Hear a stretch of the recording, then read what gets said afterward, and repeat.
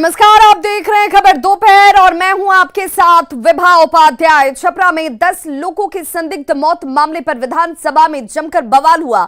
आज सदन की कार्यवाही शुरू होते ही बीजेपी विधायकों ने जमकर जोरदार तरीके से हमला किया, जिसके बाद सीएम नीतीश कुमार को गुस्सा आ गया और खड़े होकर बीजेपी विधायकों पर वो बरस पड़े। सीएम नीतीश के इस व्यवहार से बीजेपी विधायक गुस्से में आ गए और सीएम नीतीश से माफी की मांग कर दी। नेता प्रतिपक्ष विजय सिन्हा ने कहा कि मुख्यमंत्री का व्यवहार अलोकतांत्रिक है और जब तक वो इसे लेकर माफी नहीं मांगेंगे तब तक सदन को चलने नहीं दिया जाएगा। हो गया, क्या हो गया? अरे बोल रहे हो, 10 घंटा काम है, कैसे जीते हो? आप इस पद के योग्य नहीं हैं। आप माफी मांगे, नहीं तो लोकतंत्र में आप एक लज्जित पुरुष के रूप में जाने जाएंगे। आप जिस तरह से अपना पैसेंस खो रहे हैं और जिस तरह का खेल खेल रहे हैं धमकी भरा, ये खेल से कभी नहीं डरेगा। तो मुख्यमंत्री नीतीश कुमार ने बीजेपी पर सीधे सीधे आरोप लगाया कि विपक्ष की सारी गड़बड़ी जो है वो सामने नजर आती है और ये जो गड़बड़ी हो रही है वो विपक्ष करवा रहा है। मुख्यमंत्री इतने आवेश में थे कि उन्होंने बीजेपी विधायकों को भगाने तक की बात कह दी। कितना इज्जत दिया था, अरे कितना इज्जत दिया था। क्या मतलब है कि तुम ही लोग गड़बड़ करवा रहे हो? पोस्टर खोलिए या तुम लोग को छोड़ दिया? इतना गंदा काम कर रहे हो। सबको भगवाओ यहां से। क्या हो गया, क्या हो गया? अरे तुम बोल रहे हो, 10 घंटा काम है, कैसे जीते हो? तो सीएम नीतीश पर गरजे गिरिराज सिंह। जी हां, नीतीश कुमार पर बुढ़ापे का असर जो है वो नजर आना शुरू हो चुका है। सीएम नीतीश के अंदर अब डर समा गया है। गिरिराज सिंह का यह बड़ा बयान मुख्यमंत्री नीतीश कुमार को लेकर। सीएम नीतीश के अंदर अब डर समा चुका है। सीएम नीतीश का व्यवहार अब बदल गया है। सीएम का सदन में व्यवहार जो आज नजर आया वो अशोभनीय है। देखिए, नीतीश कुमार जी इधर फ्रस्ट्रेशन है या बुढ़ापे का उनके ऊपर सवार है। उनको एक भय सता गया है कि कहीं मुझे बीच में ही तेजस्वी हटा न दे, इसीलिए कभी कह रहे हैं कि गद्दी में सौंप रहा हूँ, कभी कुछ कह रहे हैं। और ये व्यवहार 10 साल पहले नहीं था। ये व्यवहार बड़ा अशोभनीय व्यवहार आज बिहार विधानसभा में माननीय मुख्यमंत्री नीतीश कुमार जी का हुआ। और विधानसभा परिसर से हमारे सहयोगी आनंद अमृतराज हमारे साथ इस वक्त सीधे लाइव जुड़ गया। आनंद, सत्ता का परिवर्तन, सत्ता में बदलाव या सत्ता के साथ जुड़कर उस सत्ता के साथ तमाम चीजों को करना, यह स्वाभाविक नजर आता है। वक्त के तकाजे के तौर पर पार्टियां करती रही हैं, लेकिन जो व्यवहार आज नीतीश कुमार का नजर आया, जो अंदाज नीतीश कुमार का नजर आया, इसके लिए नीतीश कुमार नहीं जाने जाते हैं।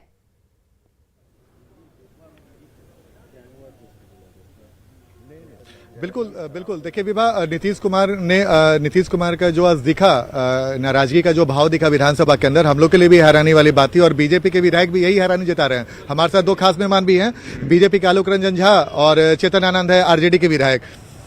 शुरुआत बीजेपी से ही कर लेते हैं। नीतीश कुमार के किस बात पर आप लोग इतने नाराज हो गए कि आप लोग वर्कआउट कर गए और कई तरह के आरोप लगाने लगे? नहीं, जेडीयू के नेता करे ऐसी कोई बात ही नहीं थी। हम लोग इतने दिनों से इस विधानसभा में हैं।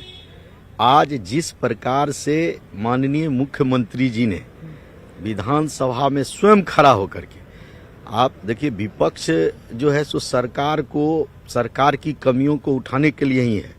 और आज जिस प्रकार से इस राज्य में जहरीली शराब का जो और या शराब का, हम लोग शराबबंदी के खिलाफ नहीं है, हम लोग शराबबंदी में सरकार के साथ थे और हम लोग उसमें हर वक्त कदम में कदम मिला करके सरकार के साथ रहे हैं। शराबबंदी बिहार में हो, इसके लिए हम लोग उसके साथ हैं। नहीं, बिल्कुल, लेकिन किस नाराजगी? देखिए, नीतीश कुमार तो ये तो कह रहे थे कि भाई चर्चा की जो बात हो रही तो होने दीजिए। जब हम लोग बात उठाए, एक तो आप विधान प्रतिपक्ष के नेता के आवाज को दबाते हैं, वो बोलना चाह रहे थे, आप उसको रोक रहे थे। और जब हम आपके कमियों को, आपके द्वारा सत्ता संपोषित माफिया के द्वारा जिस प्रकार से आज इस राज्य में शराबबंदी का एक बड़ा नेटवर्क चल रहा है, उसमें पदाधिकारी भी मिले हुए हैं। और जिस प्रकार से देखिए बीजेपी के जो विधायक है वो आरोप लगा रहे हैं। चेतन जी आइए इधर। तो ये तो सीधा सीधा आरोप लगा रहे हैं कि आप लोग शराब जो माफिया है उसको बचाने की कोशिश कर रहे हैं और इसी वजह से जब ये लोग आवाज उठाने की कोशिश कर रहे थे और खासकर नेता प्रतिपक्ष उनकी आवाज को दबा दिया गया। देखिए शराब के अगेंस्ट हम लोगों का जो कानून है और जिस तरीके से हम लोग उसको वो कर रखे हैं, तो ये साफ दिखाता है कि हम लोग तो जीरो टॉलरेंस है। नहीं, लेकिन नीतीश कुमार की नाराजगी आज जो दिखी वो बहुत हैरान करने वाली बात थी। देखिए वो सब बातें, ये सब तो कोई बात नहीं है, हमको लगता है कि कोई बात ही नहीं। नहीं, आपने देखा है तो पूरा राज्य की, पूरा देश का जनता देखा है कि जिस प्रकार से नीतीश कुमार जी उठ करके और जिस भाषा का प्रयोग नेता प्रतिपक्ष के प्रति और मतलब क्या भाषा का उन्होंने प्रयोग कर दिया, आपके नेता आपके मुख्यमंत्री ने क्या प्रयोग कर दिया ऐसी भाषा का? नहीं देखिए, हमको तो ऐसी कोई भी बात जो बात बोली जा रही है ऐसी कोई दिखाई नहीं दी। और सही मायने में ये देखा जाए, पक्ष और विपक्ष दोनों साथ मिलकर के किसी चीज को आगे ले जाते हैं। हंगामा और ये सब करने से सदन नहीं चल पाएगा, सदन नहीं चल पाएगा तो लोगों का प्रॉब्लम होगा। और एक और बात मैं बोलता हूँ कि देखिए सदन को चलने दीजिए, और सदन के बीच में जो ये सब हो रहा है इस सब से जनता का नुकसान हो रहा है। देखिए जब ये लोग जब ये लोग परिचय दे दीजिए। मैं भाजपा से विधायक हूँ, राजेश सिंह मोहद्दीनगर से हूँ। जब आप लोगों को ध्यान होगा कि जब ये लोग सरकार में नहीं थे तो ये लोग की टीम, आरजेडी की टीम जाती थी जांच करने, है ना, उसमें विधायक लोगों को भेजा जाता था, सदन के नेता भी उसमें बोलते थे, जाते थे। आज शराबबंदी के नाम पर पासों समाज के साथ, पासी समाज के साथ, दलित समाज के साथ जो पूरे बिहार में अत्याचार हो रहा है उसके ऊपर बोलती बंद है। कटिहार में जिस यादव जाति के ऊपर तेजस्वी जी की राजनीति चलती है, कटिहार में यादवों के बात करें, लेकिन आज जो सदन, देखिए वही हम बात कह रहे हैं ना कि बार बार मुद्दे को भटकाना, बरगलाना, ये सब काम है अभी बीजेपी का। और हम ये साफ कहना चाहेंगे आनंद कि सदन आनंद जरा चलने चेतन आनंद और से एक और बात जरा बताते हैं, जो चेतन भी से बातें होंगी पूछिए आपस में, जो भी कि शराबबंदी के क्या उनको मामले में अगर जायज आपकी कोई लगता राय है मुख्यमंत्री तब का सुना जाएगा इस ना, जब सदन तरीके से चलेगा। उठकर यहाँ पे सदन आपा ही नहीं हो चलने देना, दिया जाएगा तो बात क्या ऐसे रखी शब्दों के साथ किसी को संबोधित करना और बाहर निकाल दीजिए, ऐसे ऐसे बयान देना। मुख्यमंत्री इस तरह की भाषा का प्रयोग कर रहे हैं, ऐसा कि आरोप लगा रहा है और बाहर निकाल देंगे, इस तरह की जो बातें सामने आ रही है। एक मुख्यमंत्री है तो मुख्यमंत्री है नहीं, ऐसी कोई बात नहीं है। हम लोग तो स्टार्टिंग से बोलते आ रहे हैं कि आप लोग नहीं आप सदन में थे ना आज क्या हुआ? अरे आप जिस और जिस प्रकार से तो आवाज सही से नहीं आ रही है आपकी। और ऐसे में देखिए तमाम नेता, हालांकि आरजेडी का ये कहना है कि मुख्यमंत्री ने ऐसा कुछ कहा नहीं, लेकिन जो कहा है वो टीवी स्क्रीन पर है, आप सुन पा रहे हैं, उसे देख पा रहे हैं और इसे सुनकर समझ पा रहे होंगे कि नीतीश कुमार की तरफ से आखिर ऐसा क्यों किया गया, इस तरीके से वो आपा क्यों खोते नजर आए, इसी को लेकर अब सभी सवाल खड़े कर रहे हैं। तो शराब कांड पर मद्य निषेध मंत्री की तरफ से बयान आया है, जिसमें उन्होंने कहा कि इसके लिए गिरफ्तारी और छापेमारी लगातार चल रही है। 3 मुख्य आरोपियों को गिरफ्तार कर लिया गया है, एफआईआर दर्ज कर जांच की जा रही है। 48 घंटे के बाद ये रिपोर्ट जो है वो आ जाएगी और सब कुछ साफ हो जाएगा। लेकिन इस बात का जवाब उन्होंने नहीं दिया कि इससे पहले के तमाम मामलों में रिपोर्ट के आधार पर क्या कार्रवाई हुई, क्या बड़े अधिकारी नपे, उनके खिलाफ कोई एक्शन हुआ। अभी से थोड़ी देर पहले हमारी एसपी सारण से बात हुई है और उनका कहना है कि मशरक में और एक अन्य थानों में अब तक लिए 6 मौतों की सूचना प्राप्त हुई है। और जो वस्तुस्थिति यह है कि इन सभी को पोस्टमार्टम रिपोर्ट किया जा रहा है। पोस्टमार्टम रिपोर्ट हम लोग अगले 24-48 घंटे में मिल जाएगा तो निश्चित रूप से हम लोग कह पाएंगे, लेकिन ऐसे संभावना जरूर व्यक्त की जा रही है कि जहरीली शराब हो सकती है। जब भाजपा साथ में थी हम लोगों के, तब तो ऐसा आरोप नहीं लगाते थे। तो हम लोग ना किसी को बचाते हैं ना किसी को फंसाते हैं। माननीय मुख्यमंत्री जी ने स्पष्ट कहा है कि जो भी दोषी होगा, चाहे शराबबंदी हो या अन्य कोई अपराध हो, तो उनके विरुद्ध हम लोग कारगर कार्रवाई करते हैं और आगे भी करेंगे। तो मद्य निषेध मंत्री सुनील कुमार, जिन्हें आप सुन रहे थे, वो कह रहे थे कि सत्ता के बदलाव के साथ, परिवर्तन के साथ बयान नहीं बदलते हैं। हमारी जीरो टॉलरेंस की नीति रही है और उसी नीति पर काम हो रहा है। जो लोग इसमें शामिल हैं उनकी गिरफ्तारी होगी, कार्रवाई होगी और किसी को बख्शा नहीं जाएगा। लेकिन कई ऐसे सवाल हैं जिनका जवाब वो नहीं दे पाए। छपरा में मौत का आंकड़ा बढ़कर 10 हो चुका है। ये सभी मौतें मशरक, किस्वापुर और अमनौर इलाके में हुई हैं। अभी भी 20 से ज्यादा मरीज अलग अलग अस्पतालों में इस वक्त इलाजरत भी हैं।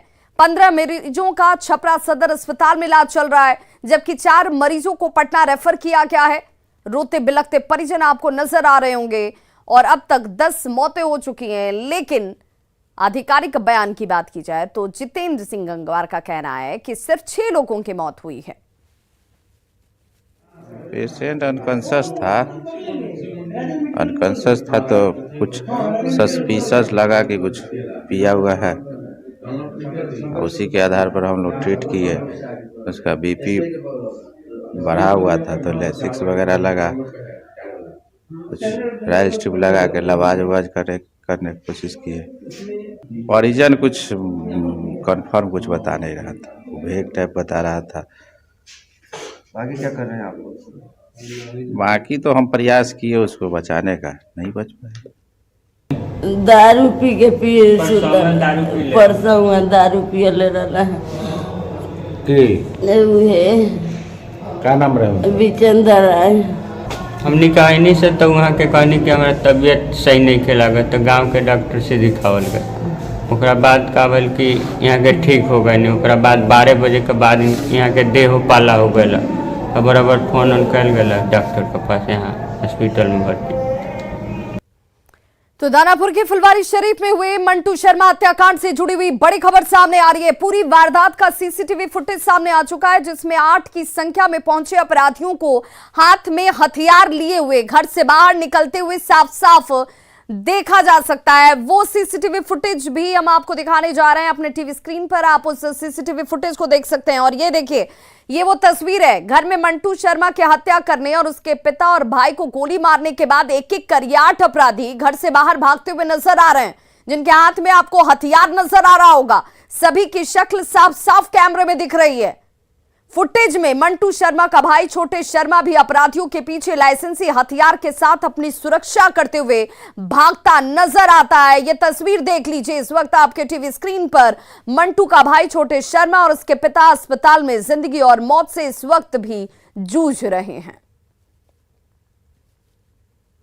तो दानापुर में मंटू शर्मा हत्याकांड के बाद लोगों का गुस्सा भड़क गया है। आक्रोशित लोगों ने खगौल पटना मुख्य सड़क को जाम कर दिया। सड़क पर आगजनी कर अपराधियों की गिरफ्तारी की मांग की जा रही है। आपको बताते चलें कि इस घटना में अपराधियों की पहचान की जा चुकी है। घटना का सीसीटीवी फुटेज सामने आ चुका है और अब पुलिस टीम जो है अपराधियों की गिरफ्तारी के लिए छापेमारी कर रही है। वहीं बड़ी खबर भागलपुर से, जहां मालदा इंटरसिटी एक्सप्रेस के 4 डिब्बों की कपलिंग टूट गई। 2 हिस्सों में ये ट्रेन बंट जाती है। ड्राइवर की सूझबूझ की वजह से बड़ा हादसा टल गया। सुल्तानगंज स्टेशन के पास ये पूरा जो मामला है वो सामने आता है। घटना स्थल के लिए टेक्निकल टीम जो है वो रवाना हुई। 1 घंटे की मशक्कत के बाद दोनों ट्रेनों के इस हिस्से को जोड़ा जाता है। सुल्तानगंज स्टेशन के पास की यह तस्वीर इस वक्त आप देख रहे हैं, जहां पर 1 घंटे की मेहनत की गई, मशक्कत की गई और तब जाकर के टेक्निकल टीम ने इसमें कामयाबी पाई। मालदा इंटरसिटी एक्सप्रेस के 4 डिब्बों की कपलिंग को जोड़ा गया और उसके बाद ट्रेन को रवाना किया गया। 3409 जो है ना 2 पार्ट में बट गया था। जी जी जी। भूकंप लगने के बाद ना 2 पार्ट में गाड़ी बढ़ जाता है। तो क्या लग रहा कि नट बोल्ट जो कसा गया था वो लूज होगा या तो टेक्निकली चीज हुआ। जी जी। हाँ, 2 पार्ट में मिला। जैसे ही जानकारी मिली दल बल के साथ गए और गाड़ी को 11:34 में खुलवा दिया। बिहार राज्य आर्य प्रतिनिधि सभा के प्रधान पद और कार्यालय पर हक को लेकर बीजेपी विधायक संजीव चौरसिया और आरजेडी विधायक भाई वीरेंद्र आमने सामने आ गए हैं। दोनों तरफ से संपत्ति पर अवैध कब्जे का आरोप लगाया जा रहा है। बीजेपी विधायक संजीव चौरसिया ने आरजेडी के विधायक भाई वीरेंद्र पर जबरदस्ती कब्जा करने का आरोप लगाया है, जबकि आरजेडी विधायक भाई वीरेंद्र इस आरोप को निराधार बता रहे हैं। उल्टा बीजेपी विधायक पर ही लूट और अवैध कब्जे का उन्होंने आरोप लगा दिया। हड़पना चाहते हैं, गलत तरीके से संपत्तियों को बंदरबाट करना चाहते हैं। तो हड़पने की जो मंशा है आरजेडी की, वो सावधान इस माने में रहे। समाज की चीज है, गरीबों की चीज है, गरीब के बच्चे जो स्कूल में पढ़ते हैं, भाई वरिंदर, इस पर कोई दृष्टि डालने का काम ना। खबर दानापुर से, जहां अग्निपथ योजना के तहत महिला अग्निवीर अभ्यर्थियों के चयन की प्रक्रिया इस वक्त चल रही है और इस चयन प्रक्रिया से नाखुश अभ्यर्थियों ने दानापुर के हाथी खाना मोड़ के पास मुख्य सड़क को जाम कर दिया। जमकर हंगामा किया गया। पुलिस ने समझा बुझाकर हालांकि यहां से जाम को हटाया और सभी लड़कियों को जो कि अग्निवीर बनने के लिए यहाँ पर पहुंची हुई थी, चांदमारी में पहुंचकर ये लड़कियां जो है वो धरने पर बैठ चुकी हैं।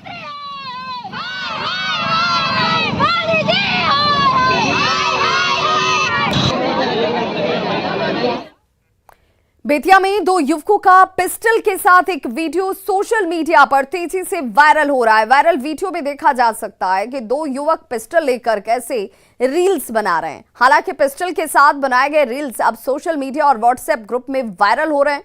पूरा मामला बेतिया शहर के सागर पोखरा का है और वायरल वीडियो में दिख रहे दोनों युवक की पहचान साहिल और शैलेश के तौर पर की गई है। मामले पर सदर डीएसपी मुकुल परिमल पांडे ने कहा कि उन्हें अभी तक वायरल वीडियो के संबंध में कोई जानकारी नहीं है। वीडियो मिलने पर दोनों युवक की पहचान कर कार्रवाई की जाएगी। पूर्णिया में प्रेम प्रसंग में घर से भागकर शादी रचाने के बाद प्रेमिका ने एसपी ऑफिस पहुंचकर सुरक्षा की गुहार लगाई। प्रेमिका ने कहा कि उसने अपने प्रेमी के साथ भागकर अंतरजातीय शादी की थी, जिससे उसके पिता नाराज थे। अब उसके पिता जान से मारने की धमकी दे रहे हैं। वहीं सदर एसडीपीओ सुरेंद्र कुमार सरोज ने कहा कि लड़की के पिता ने थाने में अपहरण की प्राथमिकी दर्ज कराई थी। मामले की जांच जारी है। हम एसपी साहब के पास पहुंचे क्योंकि मेरे मम्मी पापा जो है मेरे हस्बैंड पे हम शादी की है, तो वो अपहरण का केस डाल के मेरे फैमिली को, ससुराल वाले को फंसा रहे हैं। इसीलिए हम एसपी सर के पास आए हैं ताकि हम जो सच बात है वो बताएं। सुरक्षा के लिए? हाँ, अपनी सुरक्षा के लिए आए हैं ताकि वो हमको सुरक्षा दे और हम जाके कोर्ट से अपना बयान दें। मनोज यादव हैं, उनकी पुत्री थी और उनकी पुत्री कुछ दिन पहले अपने नाना के यहाँ गई हुई थी और वह नाना के यहाँ से ही उसको अपहरण कर तरुण झा नामक लड़का के द्वारा अपहरण करने की बात को लेकर के प्राथमिकी भी दर्ज कराई गई थी। आज मुफस्सिल थाना पुलिस के द्वारा पूर्णिया में लड़की को बरामद किया गया है और अग्रिम कार्रवाई की जा रही है। बेगूसराय के वीरपुर थाना क्षेत्र के मध्य विद्यालय डीह में 8वीं क्लास की एक छात्रा का पंखे से लटका हुआ शव मिलने के मामले में आज दूसरे दिन भी स्थानीय लोग और परिजनों ने सड़क को जाम कर दिया। जमकर हंगामा किया गया। सैकड़ों की संख्या में स्कूली छात्राएं और आक्रोशित ग्रामीण अब हत्यारों को फांसी देने की मांग कर रहे हैं।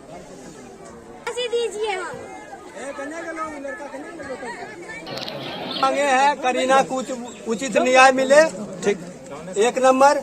और जितने स्कूल के टीचर हैं ये और नाइट गार्ड सहित सब बर्खास्त हुए यहाँ से। अच्छा। और 50 लाख रुपया का मुआवजा मिलना चाहिए और करीना के हत्यारों को फांसी लगना चाहिए। बुझलिए न, शिक्षा मंत्री को मंगाइए इस जगह पर, यही हमको कृपा करते हैं। शिक्षा मंत्री आएगा उसके बाद फैसला होगा, छोटी जात में छोड़ेगा नहीं।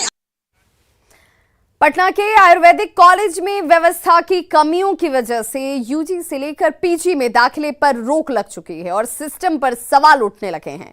आपको बता दें कि national council for Indian system of medicine की टीम ने कॉलेज का निरीक्षण किया था और जिस दौरान कमियां सामने आई, टीम ने फैकल्टी की कमी को देखते हुए सीधे दाखिले पर रोक लगा दी, जिस वजह से यूजी के 125 और पीजी के 85 सीटों पर अब तक दाखिला नहीं हो पाया है। कॉलेज के प्राचार्य और चिकित्सकों से बात की हमारे संवाददाता रजनीश कुमार ने। पटना के राजकीय आयुर्वेदिक कॉलेज में वर्षों से फैकल्टी की कमी है और यही वजह है कि एनसीआईएसएम ने राजकीय आयुर्वेदिक कॉलेज में दाखिले पर रोक लगा दी है। इस वक्त हमारे साथ प्राध्यापक भी हैं और साथ ही प्राचार्य भी हैं। उनसे बात करते हैं। सर, क्या लग रहा है, कितनी बड़ी मुसीबत बढ़ गई है जो छात्र हैं उनके लिए? देखिए, हमारे यहाँ शिक्षकों की कुछ कमियाँ हैं जिसके लिए सरकार के स्तर पर प्रयास चल रहा है।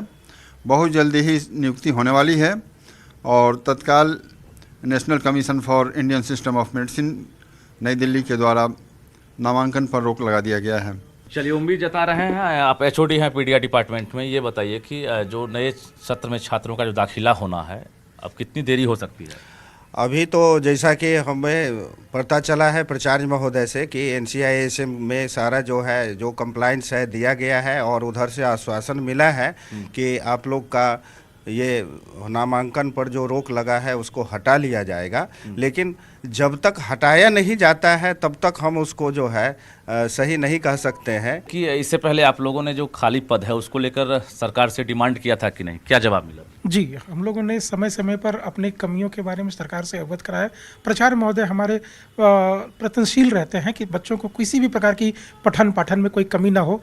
फिर भी अगर शिक्षकों की कमी दूर हो जाती है तो हम लोगों के शोध कार्य रिसर्च वर्क में बहुत सहायता मिलेगी।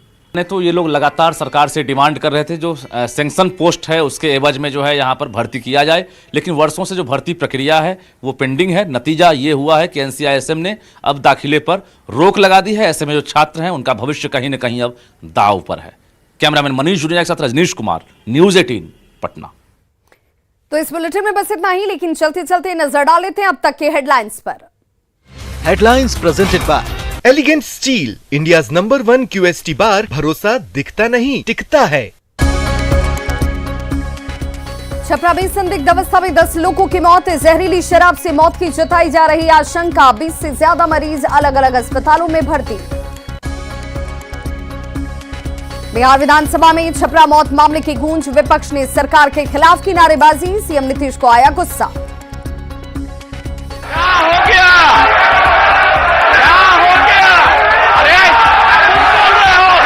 का काम है, कैसे जीते हो? दानापुर में मंटू शर्मा हत्याकांड का सीसीटीवी फुटेज आया सामने। कैमरे में कैद अपराधियों की तस्वीर। बीती रात अपराधियों ने बरसाई थी गोली। भागलपुर में टल गया बड़ा हादसा, 2 हिस्सों में बटी मालदा इंटरसिटी एक्सप्रेस। 1 घंटे की कड़ी मशक्कत के बाद ट्रेन के दोनों हिस्सों को जोड़ा गया। Headlines presented by elegant steel, India's number 1 QST बार, भरोसा दिखता नहीं टिकता है।